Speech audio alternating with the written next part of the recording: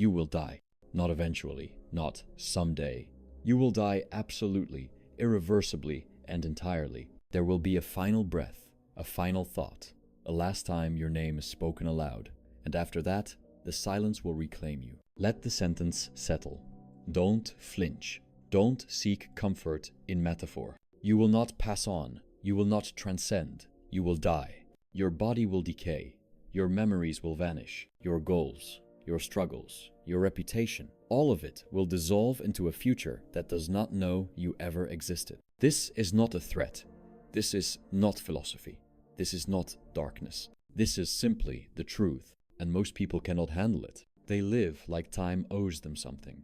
They live like they are in rehearsal, waiting for the real life to begin once they've figured it all out. But the world does not wait. Every second you are alive is one you will never get back. Every choice you postpone is a decision made for you by death's slow advance. Every time you say later, the earth beneath you ticks forward, unbothered, uncaring. You want more time?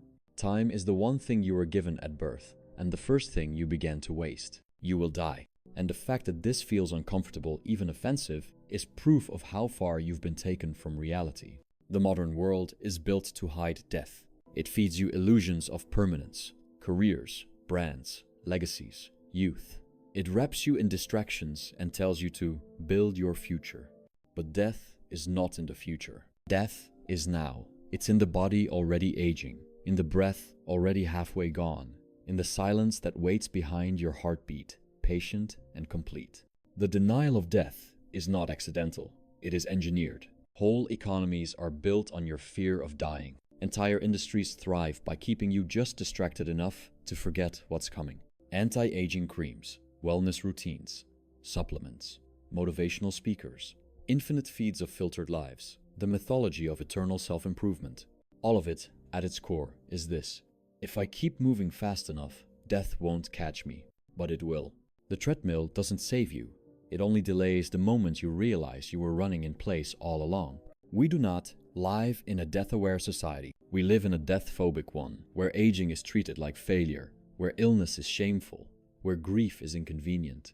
We praise those who hustle, grind, dominate. But the one who sits in silence and contemplates their mortality, we call them morbid.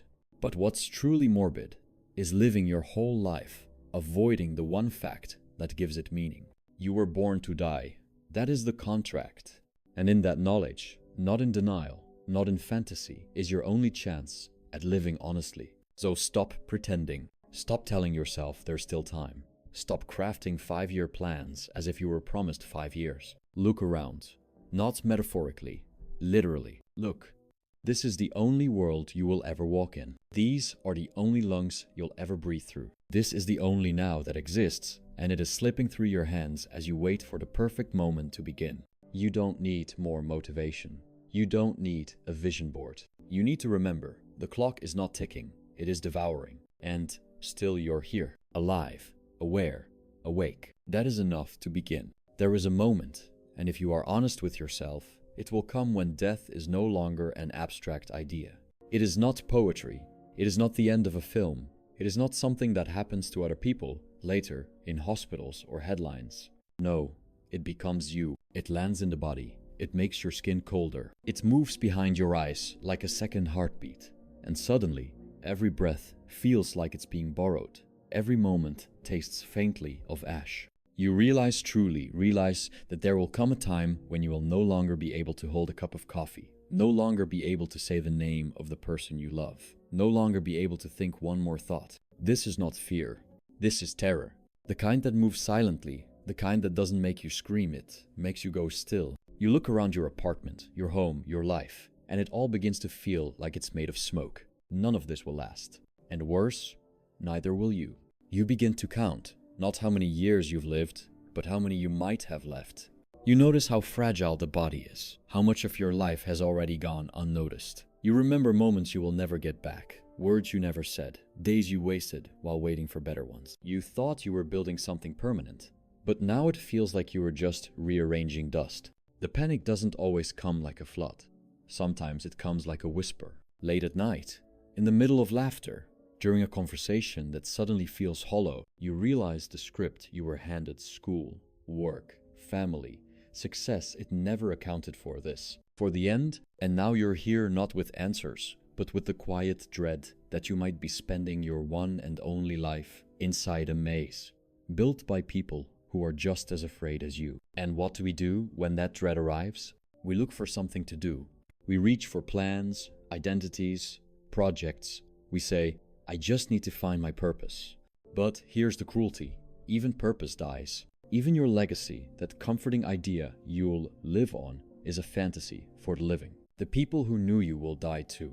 The things you built will decay. The ideas you loved will be replaced by newer ones, written by people who will never say your name. There is no you that survives the end.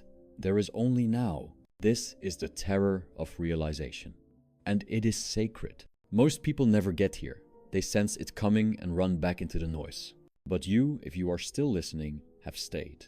And that means something. It means the panic you feel is not failure. It is awakening. You are not falling apart. You are being exposed. And the world beneath your roles, your goals, your carefully arranged persona is emptier than you were prepared to accept. But here's the truth. In that emptiness is where you begin. Let the panic come. Let it wreck your plans. Let it break your future. Let it sit on your chest like a stone. Do not rush to escape it. Do not spiritualize it. Do not brand it as growth. Just feel it. Let it show you how much you've been pretending. And once it's done screaming, once it has burned through your illusions, what remains will not be enlightenment. It will be honesty. And from there, the living can begin. You will die. This is not the tragedy. The tragedy is pretending otherwise, and then living as if you have all the time in the world. The modern sickness is not death.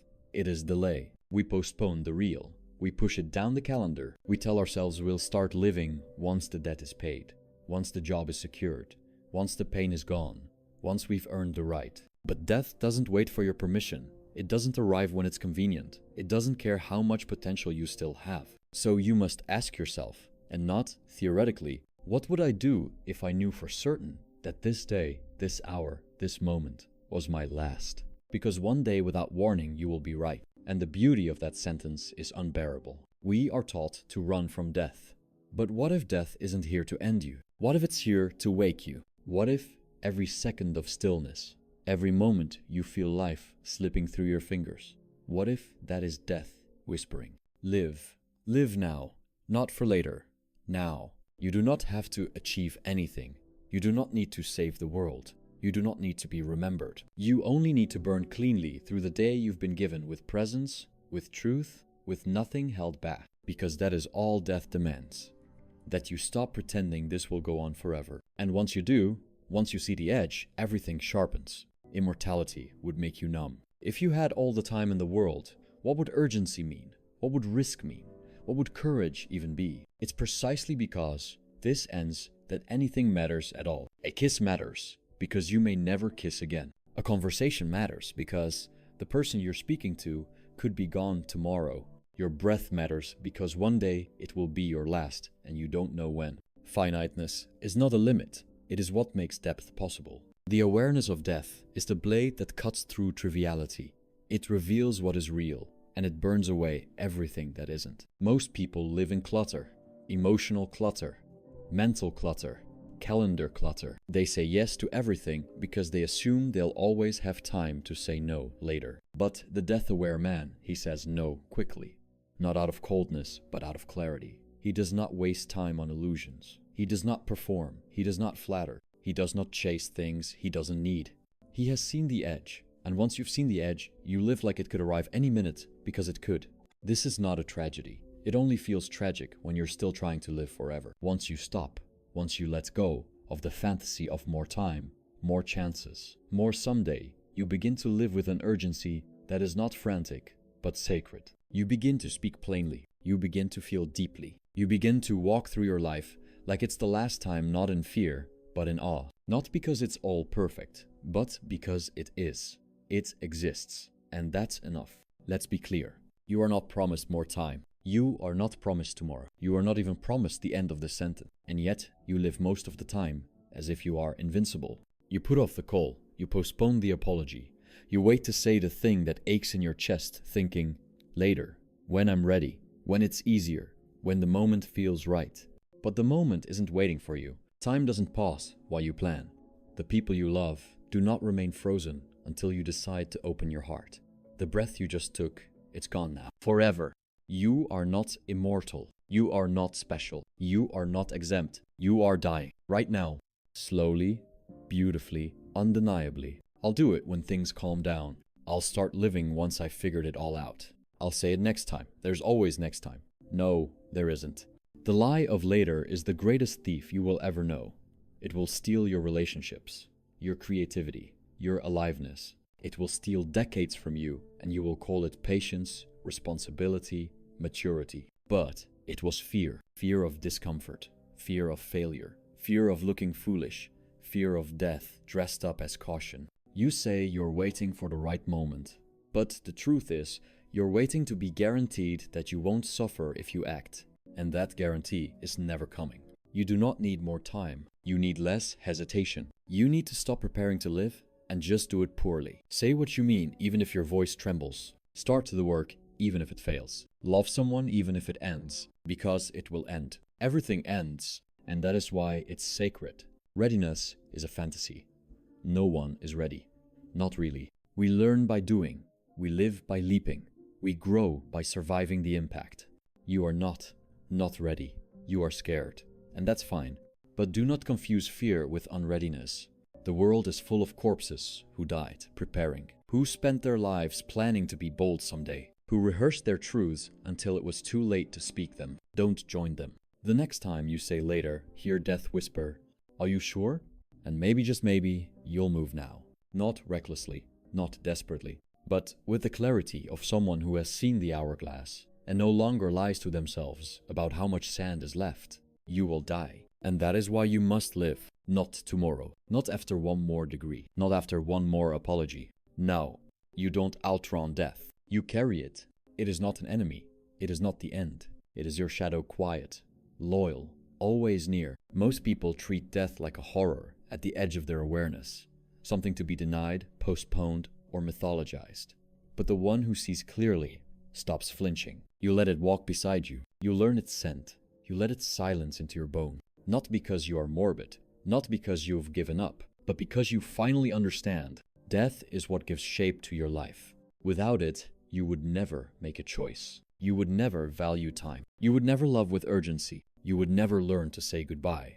What does it mean to live with death inside you? It means you watch everything closely. You hold nothing with clenched fists. You forgive more quickly, not because people deserve it, but because you no longer want to carry what doesn't matter. It means you stop chasing things you don't love. You stop pretending to be okay when you're not. You stop performing for people who would forget your name if you died tomorrow. You speak plainly. You feel everything.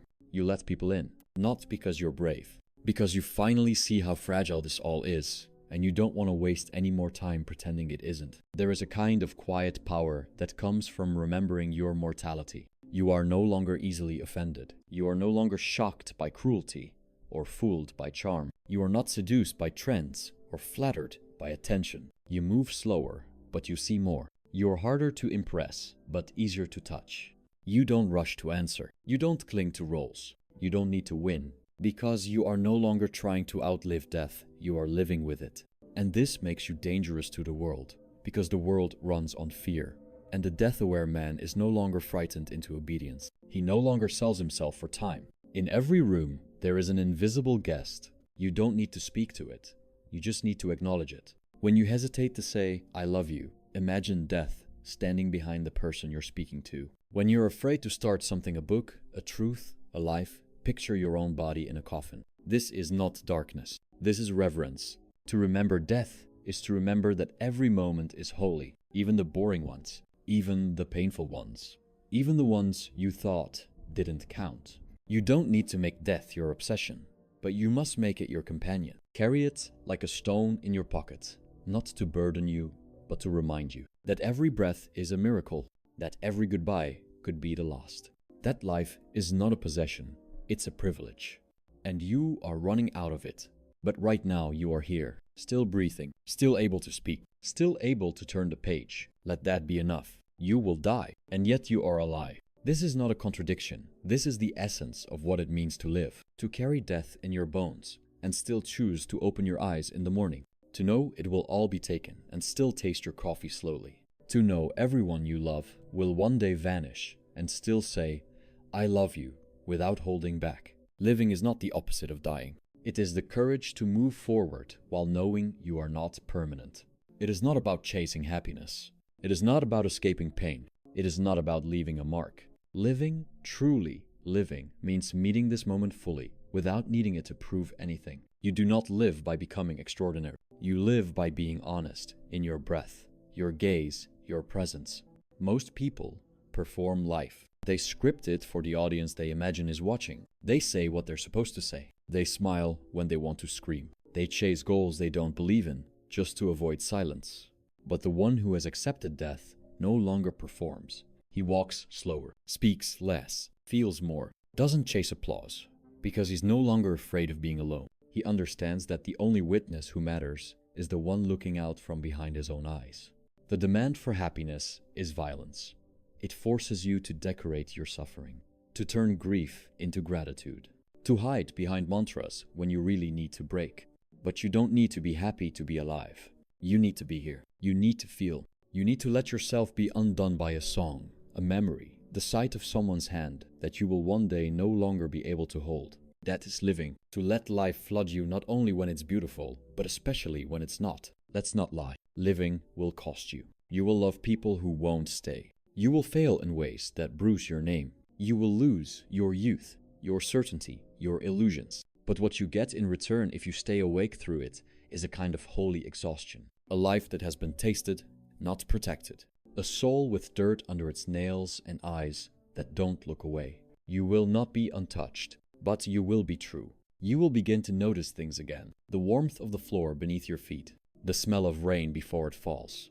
The quiet ache of being the only one still awake at 3 a.m. These are not big things, but they are the real things. They are what life is made of when you stop treating it like a race. There will be no applause for these moments, but they will be yours, and they will be enough. So if you are asking, what does it mean to live? The answer is simpler than you want it to be. It means to show up, fully, unprotected, without waiting for perfect. It means to say it now, to feel it now, to let it break you, and still return tomorrow with open hands. Not because you're brave, because you're here. And here is all you'll ever have. So you're awake now, not blissful, not motivated, just awake. You've seen what most people spend their lives trying not to see. You've felt the stillness behind the noise, and it has changed you. Not into aero, not into a sage, just into someone who no longer wants to pretend. And now you ask, what do I do with this? There's no ladder to climb from here,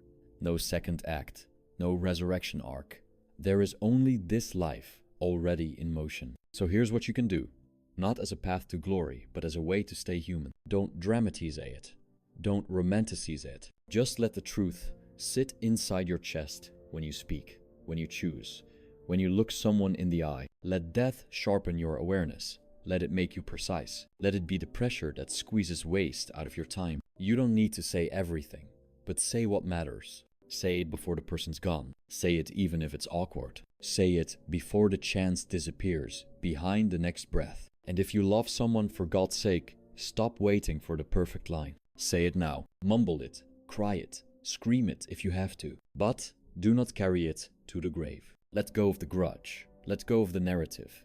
Let go of being right. You think you're holding power by holding on. You're not. You're holding weight. And one day, the time you spend gripping that story will be your final regret. Let it drop. Let it rot. Let it be over. You spend too much time inside your head. Go touch the ground. Feel the skin of the one you love. Taste your food. Actually taste it. Put your hand in cold water and remind yourself that you still have a body. You will miss it when it's gone. You don't. This isn't a rehearsal. This isn't pre-life. This is it. And you're already late. So stop delaying the apology. Stop postponing the risk. Stop hiding your truth behind logic, behind timing, behind pride. There is no perfect moment. There is only now, and then maybe nothing. Speed is not aliveness. It's panic in disguise. Walk like your feet are the last thing that connects you to the earth. Eat like you won't eat again. Read slowly. Sit still. Let silence finish its sentence before you interrupt it with your need to be productive. Look around. Every person you see is temporary. Every street you walk down will one day forget your name. And that is not a tragedy. That is what makes it beautiful. Because when you accept this, not as metaphor, but as fact, you start to live like everything matters again. Not in a dramatic way, not in a manic way, in a clear, soft, almost invisible way.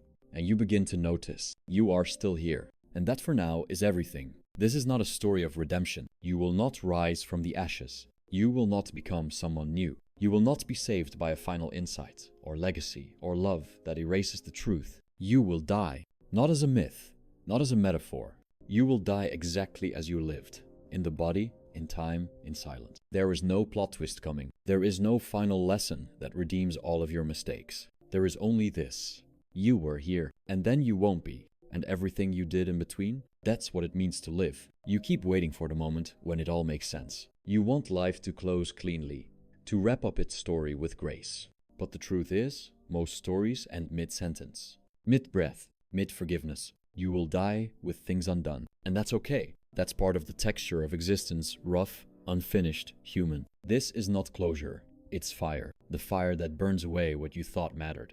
The fire that leaves behind the real, not polished, not impressive, not perfect, just real. You don't get to take anything with you. Not your success, not your memories, not your ideas of who you were supposed to become. All you leave behind is what you touched, who you saw, what you made feel real for someone else. And even that, too, will fade. So who then do you live for? For yourself, not selfishly, but sovereignly. Because in the end, there is only one witness to your life who never looks away. You. And you will know as the final breath rises in your chest, whether you lived as yourself or as someone else's echo. That's all.